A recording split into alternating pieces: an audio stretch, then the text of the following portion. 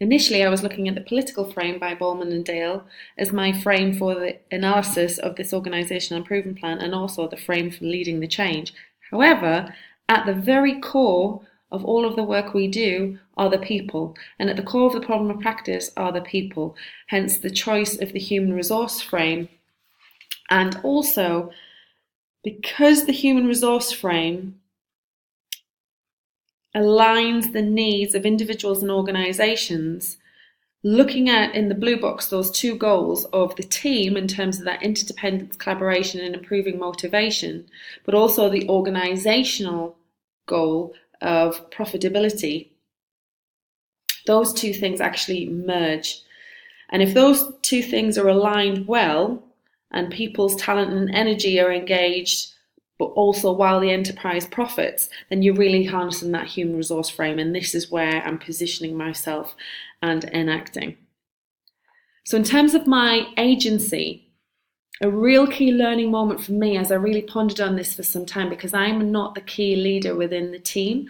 My direct line manager, who's the senior vice president of the team, is the change agent. And I was wondering where my agency is to support this problem of practice. But then I read further into what a change facilitator is. And they are said to be effectively using their interpersonal skills, working with teams and groups. And it's really, the role is really coming from managing the consequence of decisions and creating the desired results, which is very pertinent to the fact that decisions have been made by our change agent, our line manager, and also by the governing board. But as a consequence of that change, demotivation has resulted, but the change facilitator can be that person who's actually going to impact change. Now, as I looked deeper into myself, course 3 had real significant impact on me as a leader. That was the course where we really had to look at leadership values. And my values are integrity, authenticity, and transparency. And we also had to look at what approaches align to that. And really thinking about my leadership values, this was the point where servant leadership by Greenleaf was introduced to me in course 3.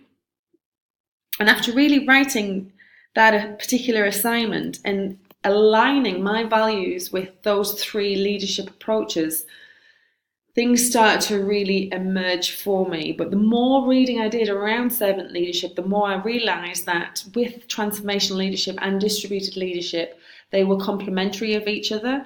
And at the core of all of those leadership styles is people and motivating people. And it's actually influenced my day job. So even on a daily basis, as I'm conducting leadership training within schools and across different leadership groups, I realised as I turned the mirror on myself that I was actually conducting those leadership training programs aligned to my own values and my own leadership approaches that I thought were the best ways forward. But actually it made me step back and think, these leaders need to understand their own values and they need a whole array of different leadership approaches, just like the research I went through, and actually make their own choices about their own values and approaches that are suitable to their context. So it's actually affected my current role as well as my role within this organisational improvement plan. So as I move into chapter 2, looking at planning and development, we really start to hone in on the process, phase and type of change and how that influences the chosen solutions and leadership approaches. So very quickly, we are going through an emergent change process. Ambiguity and challenge still exist. The governing board, in terms of their command and control, is still implementing organisational directives. And because the change is still happening, the terrain and the scenery, we're in the midstream change phase and we're continuously choosing what we do. So the solutions that I actually came up with were honed in particularly on that notion of motivation and how I can improve motivation. And I really appreciated how the organisational improvement plan challenged us to consider 3 solutions, but then choose one from those. However, it became apparent to me when I chose the 3 solutions that they're actually not completely unilateral to each other, but more complementary and progressive as I go through. And from short term to long term, these solutions can actually flow through. So in terms of improving motivation, linking with that human resource frame, honing in on people are the most important assets.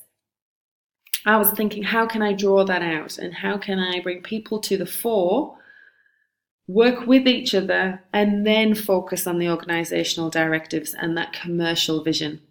So the first solution I came up with is the collective understanding of individual expertise and drivers, so things such as personality tests or motivational driver questionnaires, so that each individual becomes more self-aware of their personality facets and motivational drivers, and they then share that, so there's a collective awareness. So people actually understand where other people are coming from, and they appreciate that and behave in a particular way to maturely understand that.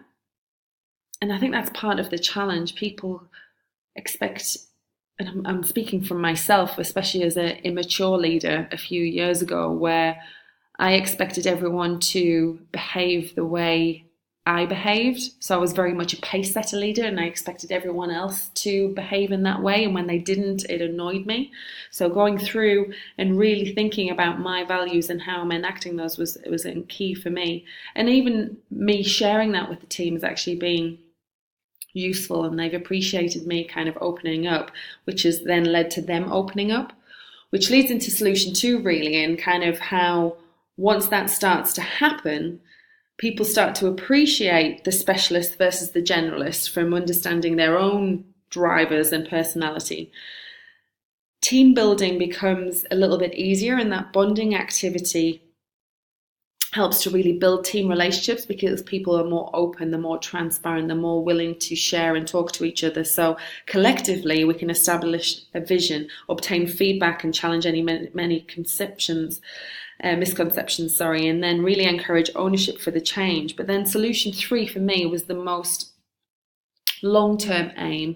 Important that this collaboration is actually embedded and it's sustainable. But to do that, really linked back to that definition of motivation, and that definition of motivation that is that it's internal, and you can't actually give motivation, but what you do need to do is create an environment that is conducive to developing motivation, as opposed to trying motivating each member separately. So in terms of collaboration, really harnessing the team working together, the team being problem focused, solving problems together, they listen to each other, they take risks. And even as I present this now, the train is moving through the scenery and we're operating in real time. So solution 1 and 2 have actually, part of those have happened. And people have had personality tests. They're sharing that with each other. We've had an away day where that's kind of been brought to the fore, but we need to revisit these things. It can't be just a tick box. This is a one day event. These need revisiting, and we need to really hone in on how people understand their personality in particular situations and how those situations change and how they are reflective of that. And actually through a team building activity, we look at problems that are occurring and how to utilize our personality facets and motivational drivers to overcome those problems. But actually, and this is where the interdependence comes in, through all of those activities, what is at the core is collaboration. As people are working together, talking together, learning together, that is collaboration. Now, interesting, as I looked at the resource implications and the finance piece, and I'm not going to read this out in detail, but to summarize, solution 1 can kind of come to around 45,000 dirhams. Solution 2, 30,000 dirhams. And then solution 3, 20,000. So you can actually see from short term to long term, the cost is reducing. But as it's reducing, really honing in on that long-term vision of embedding collaborative practice, is it actually a real cost? i.e., if the team functionality and motivation improve, and people are embedding collaborative practice in their everyday so that they're solving problems, working together to actually improve performance and meet commercial goals, is that an actual cost?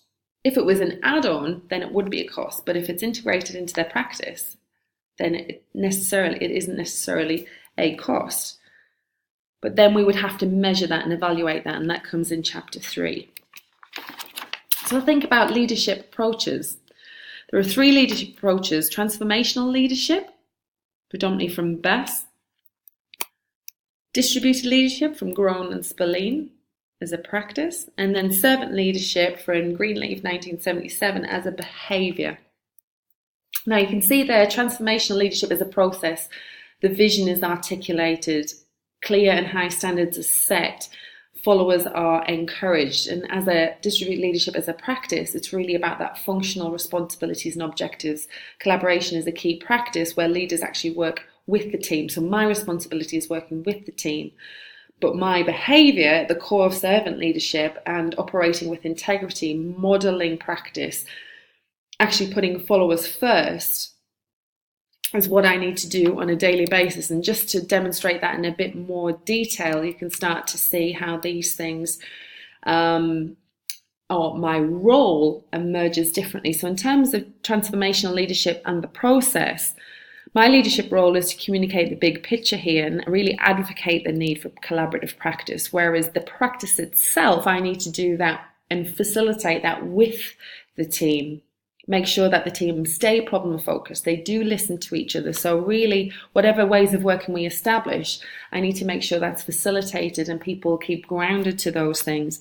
But none of this would operate well if I didn't actually model that in my behaviour in terms of servant leadership. And I need to make sure I get feedback at each stage. So even though I feel like I'm leading on this, and that's my agency with the team, what feedback am I getting from them to actually inform my practice? But linking those three things together is where the trianalogous leadership was actually created for the purpose of this OIP. So process linking in with practice, and then at the core of that, the behaviour, that interdependence in this core and at the centre of that is trianalogous leadership, and that's how I created that. So being able to not operate those leadership styles as separate leadership styles, but actually more of an integrated approach over time.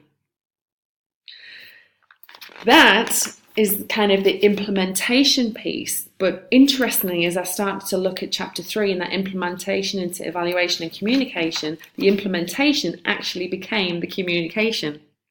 So through my different leadership styles, I need to make sure, and the solutions, I need to make sure I share the problem of practice and organisational analysis, past, present, and future, which is predominantly transformational, but that could be done at, say, an away day.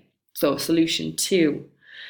The proposal and approval of financial costs is very much me, again, being quite transformational with the governing board, but really thinking future-wise and actually positioning it with, if we get collaboration right and we do this successfully and we're able to progressively use solution 1 into solution 2, embedding it in solution 3, motivation will increase. There won't be turnover, or there'll be less turnover, which will actually could be a saving cost of an average for budget for recruiting one person. It could cost up to 10,000 dirhams, and we could be saving that each time. So then as we go through and propose these things and actually advocate the time piece, because obviously we can't just click our fingers and collaboration happens. It is a stage process. I need to advocate that. We need to build that into our meetings and how we operate on a weekly basis. So that does take time, but being open and transparent about that and how we do that on a daily basis, I think, is really important, so that the fourth piece, the implementation of solutions, is ongoing, it's transparent, and the team started to be aware of that and actually encourage each other within that, and providing that ethically the team members are comfortable to do so. And then the key thing after that, the integration of the other stakeholders in the wider teams beyond our core team can then be communicated with. And throughout this, the pre and post team analysis, context analysis, and commercial analysis, those are kind of the three components, interdependent again, of how we evaluate it. So is the team culture and motivation improving? If we look at organisational commitment, has that changed because of these solutions and leadership approaches? And then ultimately, have we met the 3-year goal of making a profit? So that in terms of our next steps, we are operating with short-term goals with a long-term vision at the moment, so that the results can be shared with the wider organisation. And then ideally, from a personal note, the creation of trianalogous leadership and the interdependence of those 3 leadership styles, I hope to actually write a book about that one day. So thank you for listening.